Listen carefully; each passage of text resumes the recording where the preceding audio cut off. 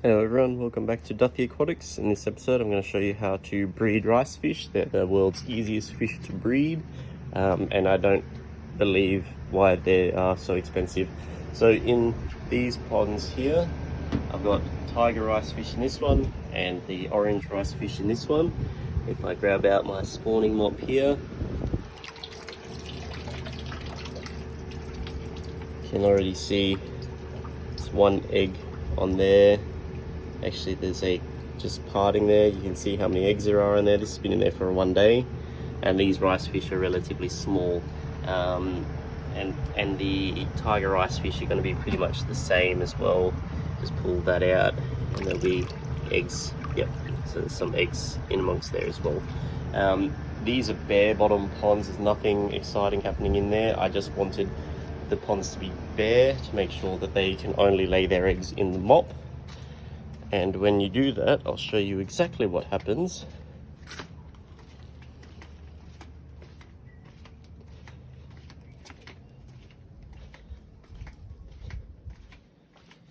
You get buckets full of baby rice fish. This one won't have any hatch out for a few more days, but that mop is absolutely full of eggs. I just feed crushed up food, so it's nearly powdery. This one's got some of the orange rice fish in there. This one I might have pulled out too early on. Oh, there is some in there, so this is some tiger rice fish in there. There's only a couple in there. I believe my ratio of the females and males for the tigers isn't correct, because I'm not getting that many eggs compared to the orange, and definitely not that many eggs compared to the platinum. But when I show you the platinum rice fish, you'll see why I'm getting so many more eggs out of them. So the reason why I get so many more eggs out of platinums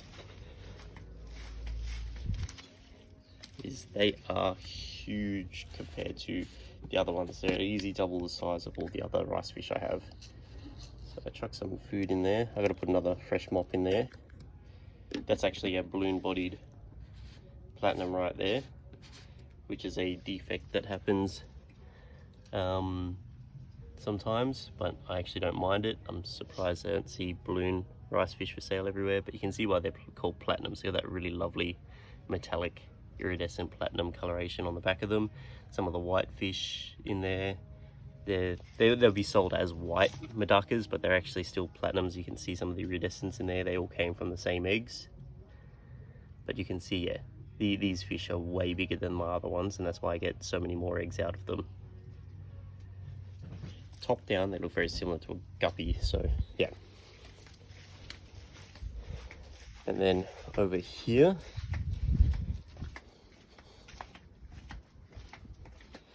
in this little bucket here, I got black rice fish.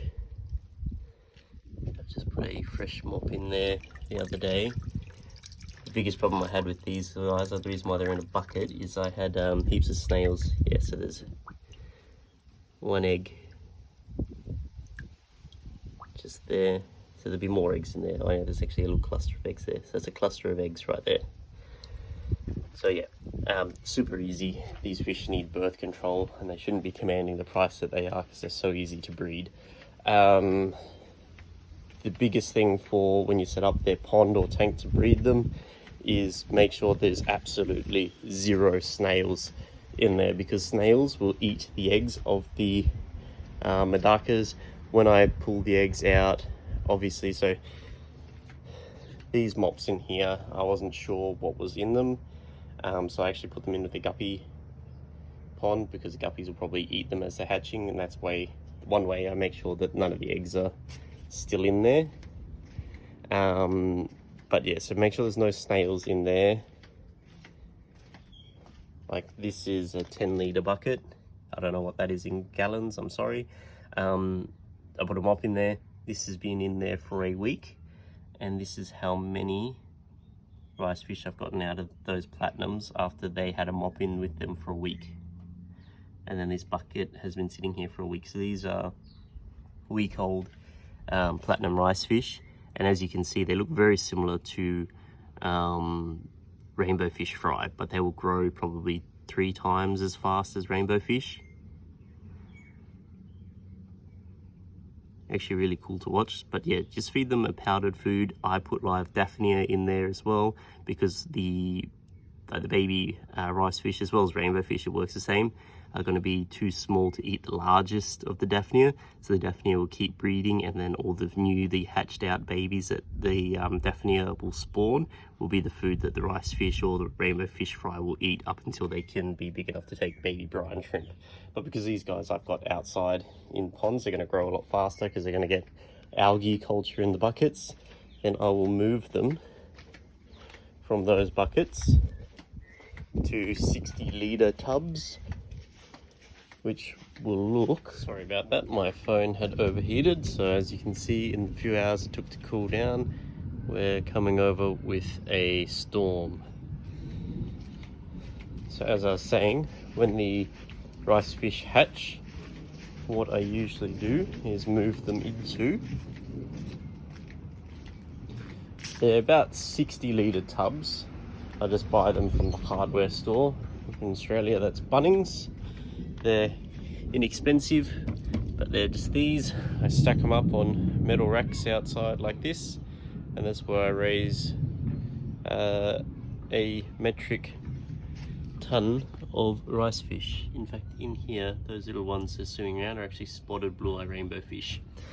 I've got some ones in here, so move that. Nice little water lilies coming up there. Go away, mosquito. So if the fishies will come out, now that I stop messing up the water, there are orange rice fish in here. And they've probably actually started laying eggs themselves in here, because this is from last year. One issue I did find with them though, so if you've got azolla and duckweed and it cakes over the surface like this did, it can choke out the air supply for them, and you'll find it's a lot harder to raise larger numbers of them. The flip side of it too though, if you have got stuff like duckweed and azolla in there with your rice fish, they will lay eggs in the root system. So probably half the people that I've ever sent duckweed and azolla have contacted me at some point asking what these tiny little fish are that have appeared in their shrimp tank or whatever tank. Oh yeah, those are Medaka rice fish, so they can just keep them outside if they want. Here are some in there. They're just a couple ones. So I experimented with raising the rice fish in buckets inside. The yield was a lot lower because obviously the eggs will hatch out at different rates. So if you're going to do that, you will have to separate the hatching fry on a daily basis, because they will have that big of a growth difference that they'll be able to outcompete the other rice fish. So out of a couple hundred, I only got maybe 10 rice fish, just trying to raise them in a 10-litre bucket up to the size of being, you know, maybe from the eyelashes that they were to about that size. So I found that they did actually outcompete each other, and in some cases the larger rice fish would eat each other, whereas these ones have started breeding in this pond. There's a couple of orange rice fish in there, and you can see in amongst the duckweed some real small fry. I haven't added any new ones in there. There was maybe 3 or 4 rice fish that were left over from selling last year. There they are there, and that's how big they are. Absolutely tiny, like compared to my thumb. You see how small they are, and they're already breeding in these tubs as well. So they are very prolific breeders. So they should have absolutely zero problems in reproducing. There's some rice fish there. That's one of the platinums from last year. Sorry, it's zooming in on my finger. And they're breeding in that pond as well, and there's actually nothing in there for them to lay their eggs, so they're just kind of dropping their eggs wherever, and they're still breeding in there. So you don't even need spawning mops to breed rice fish technically. They'll lay eggs wherever they can, or they'll just drop them into the water column. I know I've gotten a really fine net, which I think I brought inside. I did, and I've scooped that through green water that had rice fish in there, and the net itself ended up being full of eggs. One thing I have noticed though, I don't know whether or not it's because the eggs are getting stuck to my arms and then being transferred into ponds, but I am getting rice fish appear in ponds that I have never had rice fish in, and I've put plants in there but never from rice fish ponds, and I'm still getting rice fish actually hatching out in ponds that I haven't personally been active in putting anything in. There have been occasions where I've had spawning mops. Oops, I'm flooding out a pond. So fishies.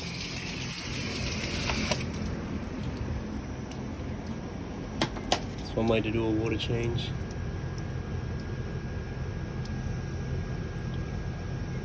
No, they're fine.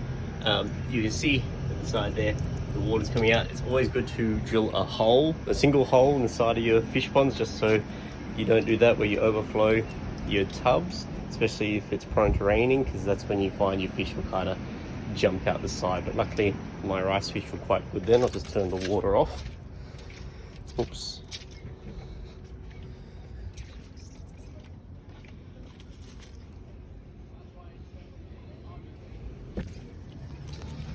My bad.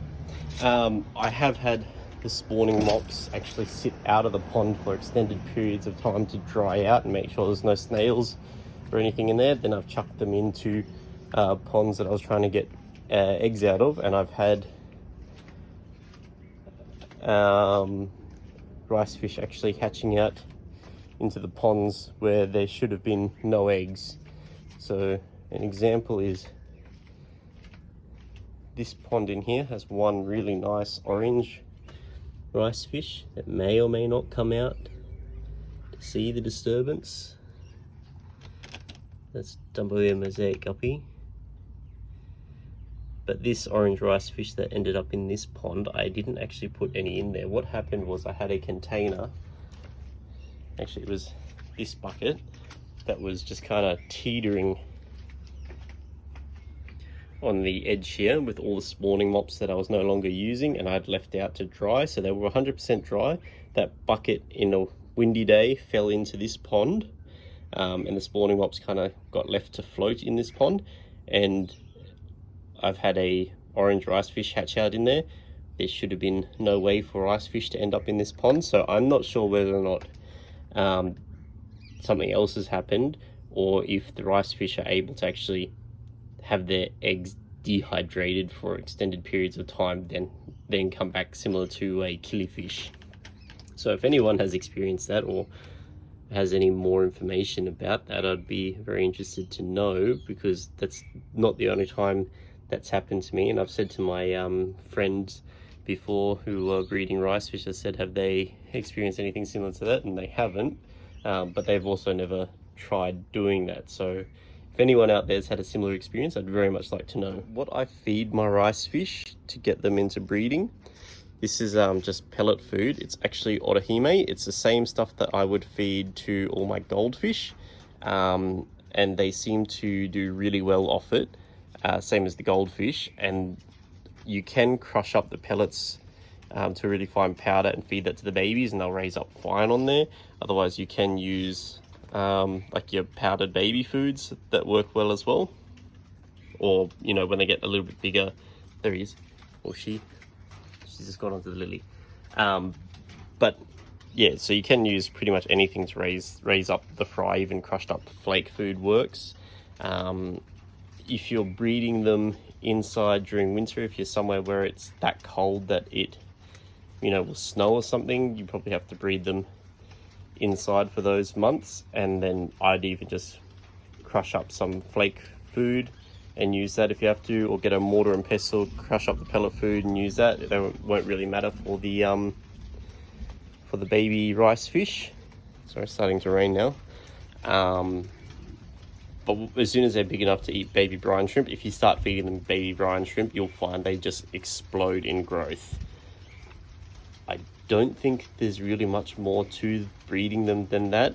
You can get the spawning mops like what I've had here. I sell them on my website, so you can get them from me.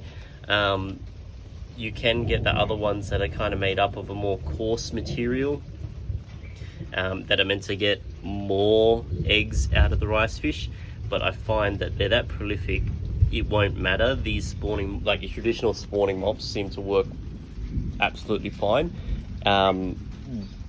There's two ways of doing your spawning mops. One with a float, like what I've done, and the other one is where it's just the mop itself,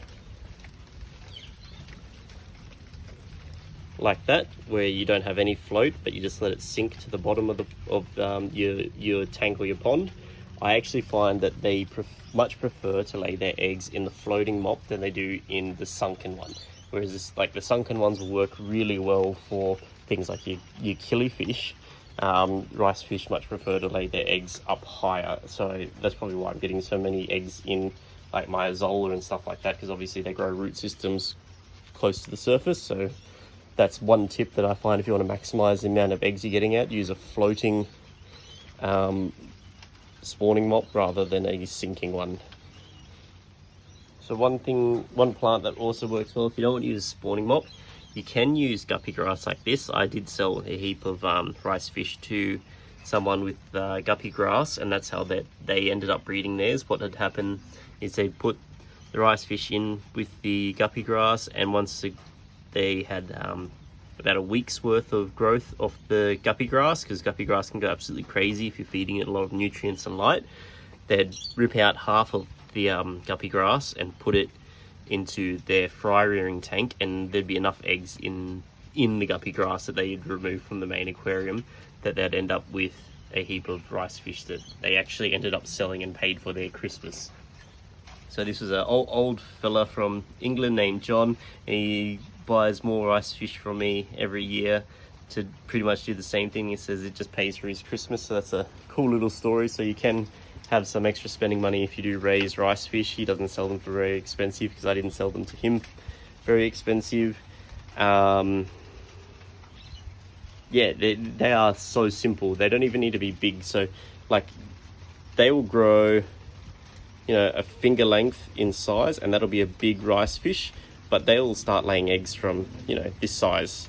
They'll have barely any color, and you'll see a whole bunch of little, it looks like a bundle of grapes just hanging off the tail of the female, and that's the eggs, and they'll get fertilized, and they'll deposit them in the spawning mops or in amongst your plants, or just drop them in the water column. Very similar to rainbow fish. If you have never seen large rainbow fish, they'll get the same like clusters of eggs that will just kind of be hanging around the bottom. So say that's the body of the female, it'll kind of just come out near the anal fin, and you'll see a cluster of eggs on a string there, and they'll just rub against things and deposit the eggs like that. So very similar. So if you're good at getting eggs out of rainbow fish, you'll be absolutely the easiest time with rice fish.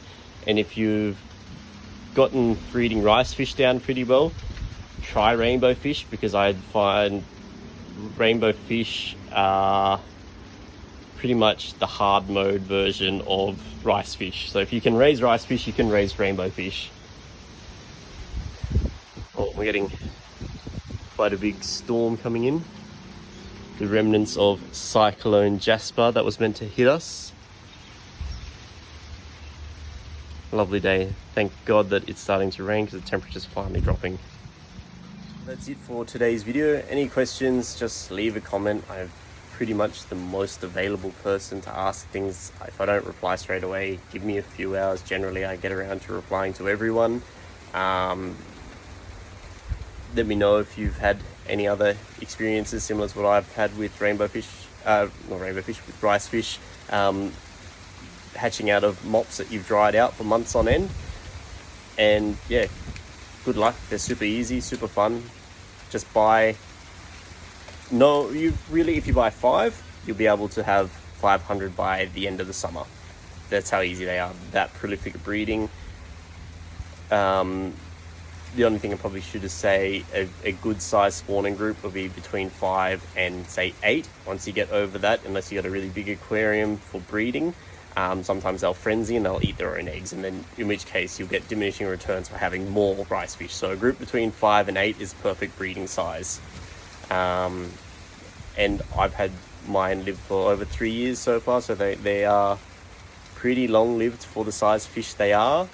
so it's definitely not a hard thing to do. So if you're doing this much research as to how to breed them, don't worry, it's easy. The hardest thing will be raising them to fry, but if you can grind up food into like a small powder for the first 2 weeks, you're set.